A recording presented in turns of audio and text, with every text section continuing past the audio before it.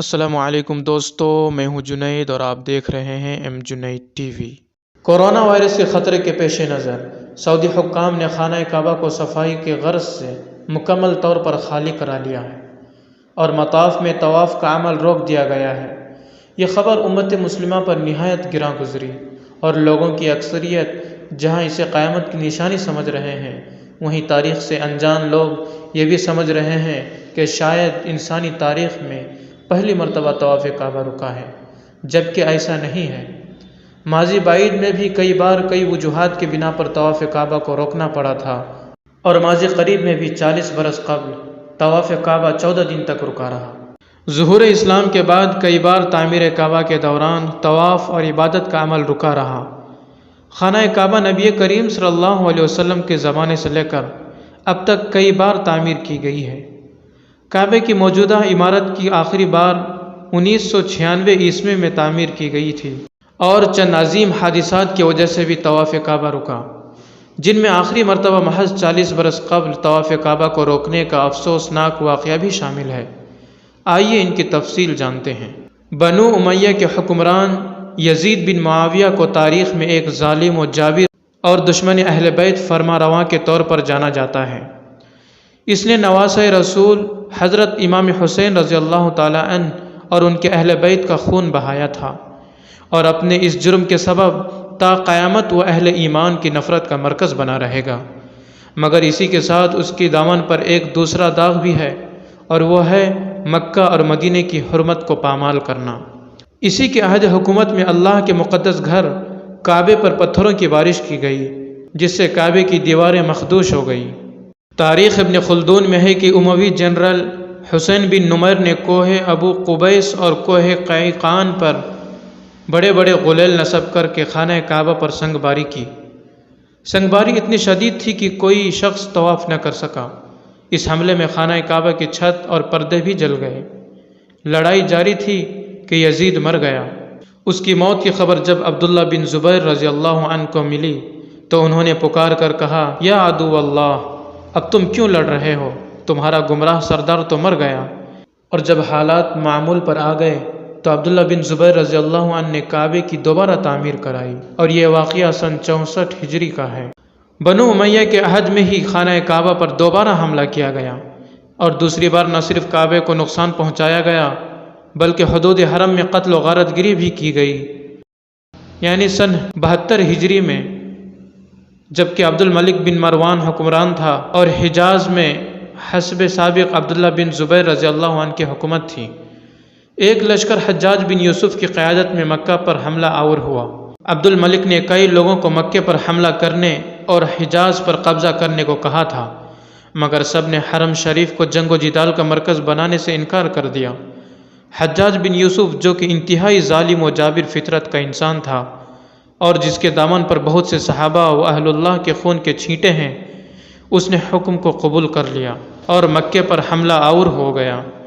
عین رمضان کے مہینے میں، جبکہ دوسرے خطوں سے بھی مسلمان یہاں عبادت کے لیے آتے ہیں، حجاج نے محاصرہ کر لیا اور سنگ باری شروع کر دی۔ پتھروں کی بارش اس قدر زبردست تھی کہ لوگوں کا اپنے سر بچانا مشکل ہو گیا، اور وہ مکہ چھوڑ چھوڑ کر بھاگنے لگے۔ یہاں لوگوں کے پاس کھانے پینے کے لیے کچھ نہ رہا، اور وہ دانے دانے کو ترسنے لگے۔ سنگ باری کے دوران ایک بڑا پتھر خانہ کعبہ کی چھت پر آ گرا، جس سے کعبے کی چھت گر گئی۔ اس وقت زبردست آسمانی بجلی کڑکی، جس سے لوگوں کے دل لرز اٹھے اور خوف کا ماحول بن گیا۔ اس زوردار آواز کے صدمے سے حجاج کی فوج کے کئی لوگوں کی موت ہو گئی۔ 3 دن تک مکہ اور آس پاس کے علاقوں میں اندھیرا چھایا رہا، اور مکہ معظمہ پر حجاج بن یوسف کا قبضہ ہو گیا۔ اس نے حرم شریف میں داخل ہو کر دیکھا کہ ہر طرف پتھر بکھرے ہیں اور خون کے دھبے پھیلے ہوئے ہیں، تو فرش کو دھلوایا اور کعبے کی دوبارہ تعمیر کا حکم دیا۔ سن 929 عیسوی میں قرامطہ فرقے کے پیروکار ابو طاہر سلیمان بن الحسن نے ایک لشکر جرار کے ساتھ مکے پر چڑھائی کی اور حرم شریف میں داخل ہو کر قتل عام شروع کر دیا۔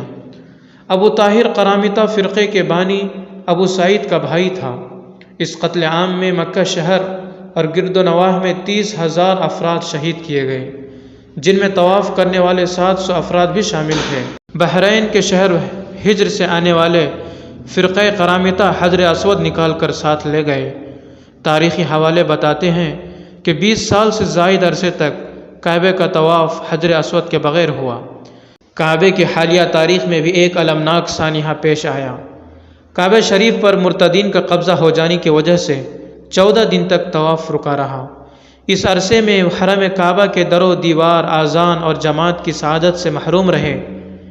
یکم محرم الحرام مطابق 20 نومبر 1979 منگل کی صبح امام حرم شیخ عبداللہ بن سبیل نے نماز فجر کا سلام پھیرا ہی تھا کہ چند آدمیوں نے امام صاحب کو گھیرے میں لے لیا۔ ان میں سے کچھ لاؤڈ سپیکر پر قابض ہو گئے۔ اس وقت حرم شریف میں 1 لاکھ کے قریب نمازی موجود تھے۔